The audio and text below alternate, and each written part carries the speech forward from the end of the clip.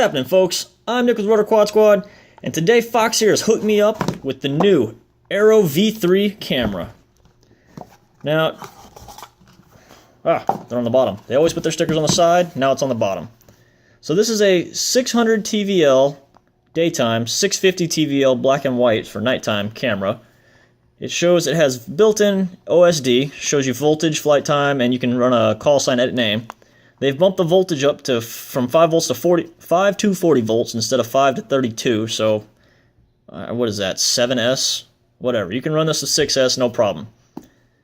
2.5 millimeter lens, 1/3 Sony Super Head. So, pretty much a V2 with 8 more volts and their aluminum case. Dun dun dun. Oh, and you can verify it's actually real and not knockoff.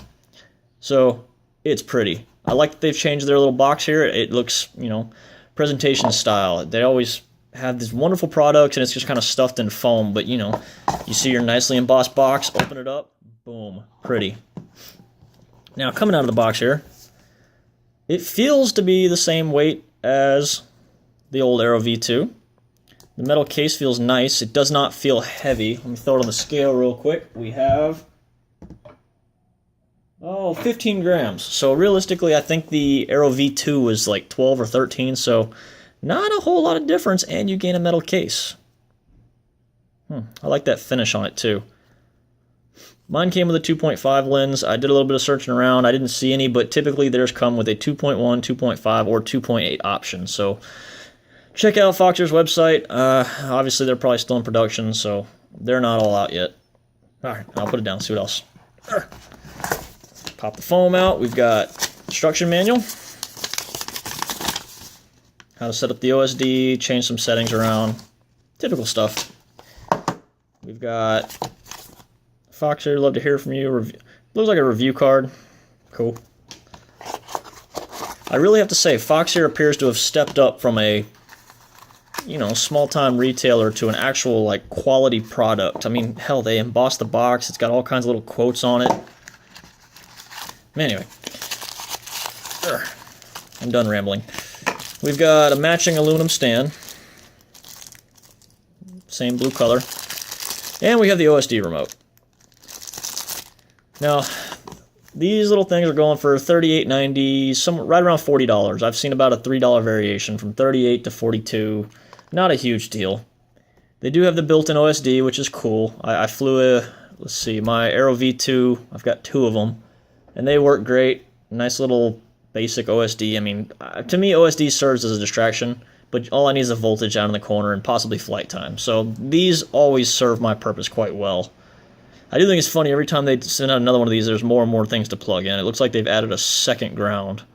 So ground, or voltage, ground, video, audio, the on-screen for adjustments, then a ground and voltage sensing, which should be helpful having a secondary ground because my last one actually gets a lot of ESC noise through the voltage sensing line. But, I mean, all in all, it looks great. I'm going to get it installed on something and we'll see how well it performs. Obviously going to have to wire a whole new plug because more wires, yay. But yeah, I'm going to get it hooked up and see how it works.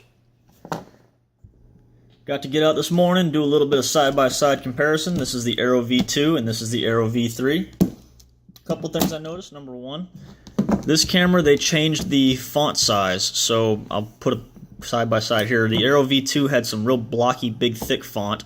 And the V3 actually gives you an option of 3 different fonts. One of them being a super skinny, clean-looking font, a super thick font, and then the original one that we were used to. So that's actually a really cool feature. It looks a lot better when you're flying. It's not quite as distracting.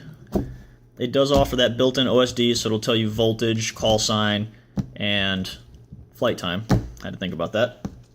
And I mean, side by side to the V2, it's a little bit clearer. It's not crazy clear. I mean, they're both on default settings. I set them up both on defaults for this.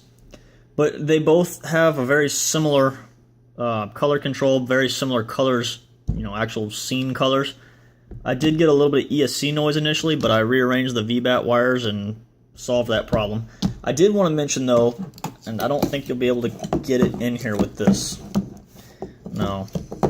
Anyway, when the V2 came out, it was a pain in the butt because it was like a millimeter wider than it needed to be. So all the default camera mounts that were already out and built into frames, they were under extreme amounts of pressure. You can see my super light right here. You can kind of see the carbon bowing out because I had to force that camera in there. Well, the V3 is actually a millimeter narrower. So, like for this frame, this IX5 composite, I literally just fit right between the plates. There wasn't any forcing or wedging. It's not under any pressure. It just popped in, popped out. So that's really nice. Thank you for that, by the way, Foxeer. I've broken a few plates now trying to force the camera mounts in there. But other than that, I mean, it's a great performing camera. I like the aluminum housing. It definitely protects it a little more. It definitely is a flashy blue color. I'm using a Hawkeye with it, so pretty damn clear. I had an on-way antenna. I tried the Foxeer just for grins, and then I used a IB Crazy little clover as well, and across all three of them, it got really great videos. So check these out. I definitely would use it as a replacement to the V2 if you broke your V2, but to step up from the V2 to the V3, it's really not necessary. It's not the same camera, but it's pretty damn close. So if you break your V2, go get a V3. If you have a V2, use it till you break it, then get the V3. So, Foxeer, love this camera. Thank you a lot for sending it to me. Badass.